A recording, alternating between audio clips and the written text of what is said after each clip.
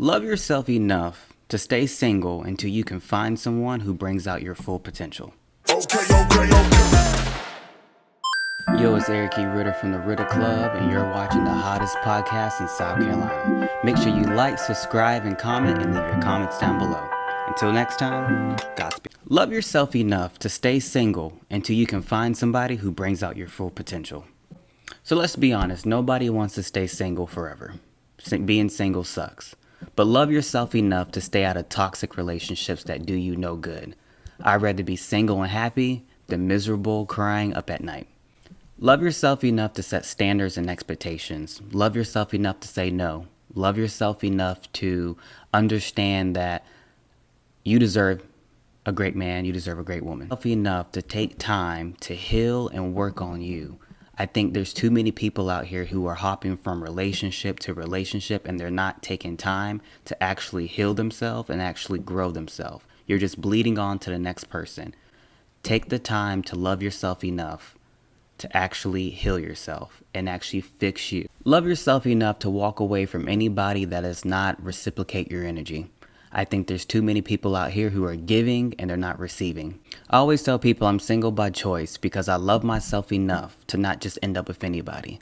There are certain standards and there's certain expectations that if you put out there, people are going to follow it or they're not. But that's how you know if someone is for you or not. Love yourself enough to walk away from anybody that is no longer trying to help you grow in life. Love yourself enough to find somebody who can match your energy. I always tell people I'm single by choice because I choose to love myself first and I choose to find someone who can match my energy. If not, you're always going to constantly keep choosing the wrong people that don't respect you, they don't give you what you deserve, and they're constantly embarrassing you. You know, I think people make being single like it's a bad thing. Being single is actually a really great thing because you actually get to learn what you like, what you don't like, what worked in your last relationship, what do you want in your new relationship, what do you want to see in your next relationship, what do you want in a man, what do you want in a woman. I think that is a great time to figure out what do you want. Instead, you got people who go from relationship to relationship, hop from relationship to relationship, bleeding on the next person, not figuring out what they want to do in their life. Love yourself enough to stay single until you have fully healed yourself. Stop bleeding on other people. You know, I get it. Let's be honest. Being single sucks. Nobody wants to be single. Single sucks. But I'd rather be single and happy. Single and knowing that I can sleep at night, knowing that no one is cheating on me, no one is disrespecting me, I'm not in a toxic relationship, and I'm not tolerating anybody. Because that's not love if you have to tolerate somebody. Love yourself enough to set standards and expectations, because when you set standards and expectations, you'll find a quality woman, you'll find a quality man that will actually hit your bar and not just coast it. You know, love yourself enough to go fix you. Go get yourself together. Go fix that broken place in you before you jump into your next relationship. Stop hopping from one relationship to the next relationship. All you're doing is making broken more people. Love yourself enough to go fix you, to go heal yourself. Love yourself enough to say no to the next relationship, to go fix yourself. Hopping from one relationship to the next relationship without healing yourself. All you're doing is bleeding on the next person. All you're doing is breaking up, causing more heartbreaks to the next person because you haven't healed that broken place inside of you. Take the time to go heal yourself.